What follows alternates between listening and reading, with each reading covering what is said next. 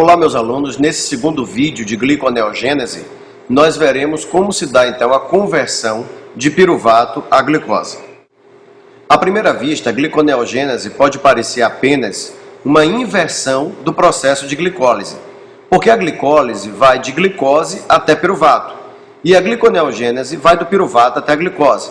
Então pode inicialmente dar a impressão de que a gliconeogênese é apenas uma inversão da glicólise, mas não é. Veja por quê.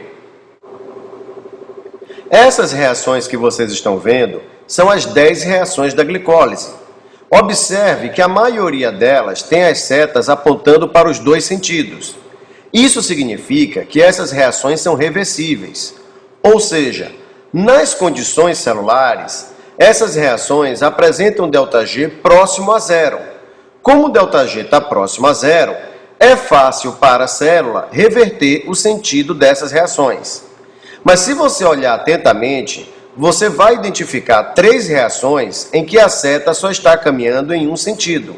Essas 3 reações são irreversíveis. São elas: a primeira, catalisada pela enzima hexoquinase; a terceira, catalisada pela enzima fosfofrutoquinase; e a última, catalisada pela enzima piruvatoquinase. Essas 3 reações têm um ΔG muito negativo e não há como a célula reverter essas reações da forma como elas estão aí. Então, nesses 3 momentos, a célula terá que fazer um desvio para poder realizar a gliconeogênese. Para poder começar do piruvato e terminar na glicose, nessas 3 reações terá que haver um desvio. Por isso que a gliconeogênese não é simplesmente o inverso da glicólise. Então, terá que haver um desvio aqui, na hora de produzir o fosfenol piruvato a partir do piruvato. Outro desvio aparecerá aqui, na hora de converter a frutose 1,6-bifosfato em frutose 6-fosfato. E o último desvio será aqui, no momento de converter a glicose 6-fosfato em glicose. Vamos analisar agora como ocorre cada um desses desvios. Vamos verificar como ocorre o desvio 1. Bom, na glicólise, a reação em questão é essa. O fosfenol piruvato é convertido em piruvato mediante a produção de um ATP.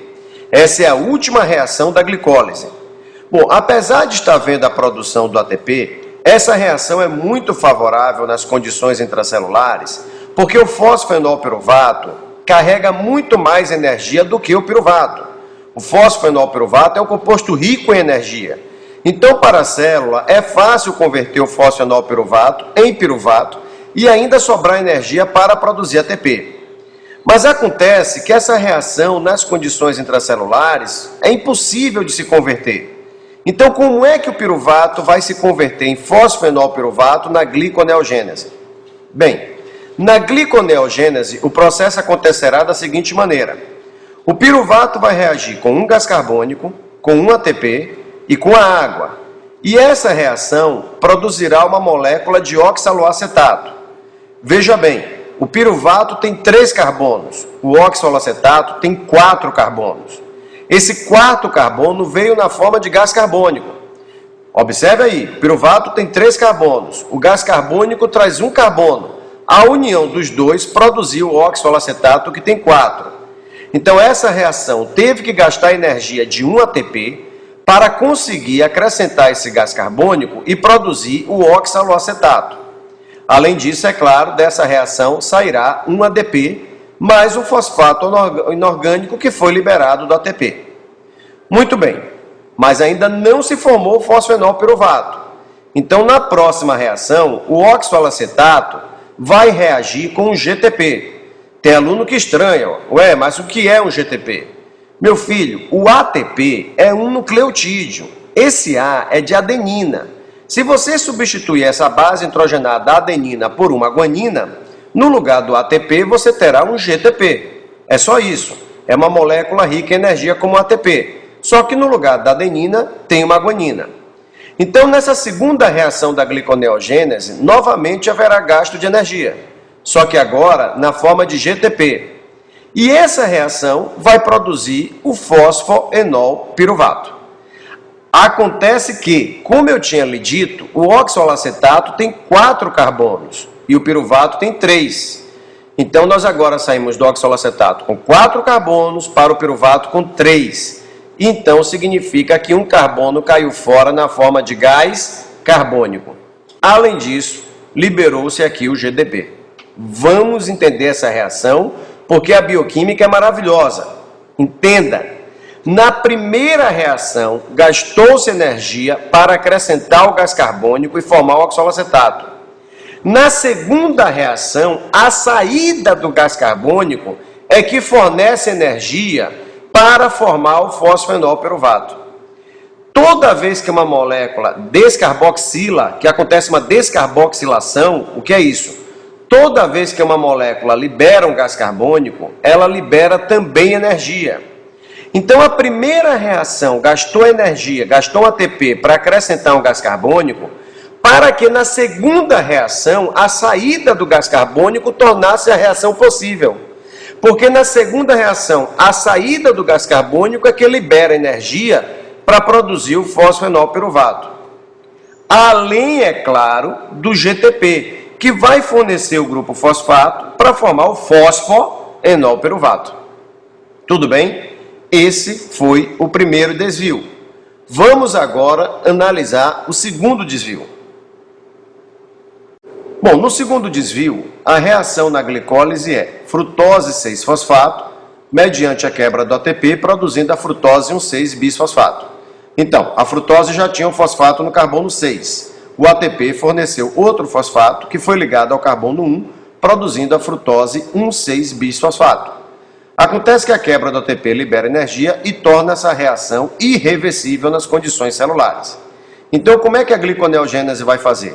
A gliconeogênese, para reverter o que a glicólise fez, pegará a frutose 1,6-bifosfato e vai tirar o fosfato do carbono 1 da frutose mediante uma reação de hidrólise. Isso vai fazer com que reste uma frutose 6-fosfato mais um fosfato inorgânico solto. Então, veja. A gliconeogênese consegue fazer essa reação ao contrário, desde que não recupere o ATP que foi gasto na glicólise. Porque, repara, a glicólise gastou ATP. A gliconeogênese consegue fazer o contrário, sem que haja a produção do ATP. Porque se fosse fazer isso, produzindo o ATP, recuperando o ATP de volta, seria termodinamicamente impossível. O terceiro desvio, na verdade, é muito parecido com o segundo. A reação na glicólise vai pegar uma glicose, mediante a quebra do ATP, vai formar a glicose 6-fosfato. Bom, como é que a gliconeogênese consegue reverter? Bom, a gliconeogênese vai tirar esse fosfato ligado à glicose por uma hidrólise. É a mesma coisa, vai retirar o fosfato, só que ele vai sair na forma de fosfato inorgânico. Dá para fazer a reação da glicólise ao contrário, desde que não haja produção do ATP.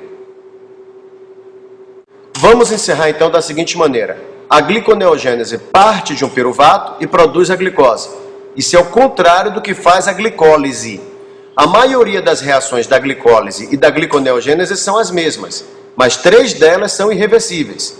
Então, em 3 delas, a gliconeogênese terá que fazer um desvio. Haverá um desvio para cada uma das 3. Você também aprendeu que a gliconeogênese é a síntese de glicose a partir de compostos que não são carboidratos. Um desses compostos é o glicerol. Ele é convertido em dihidroxiacetona fosfato, que é um composto situado entre o piruvato e a glicose.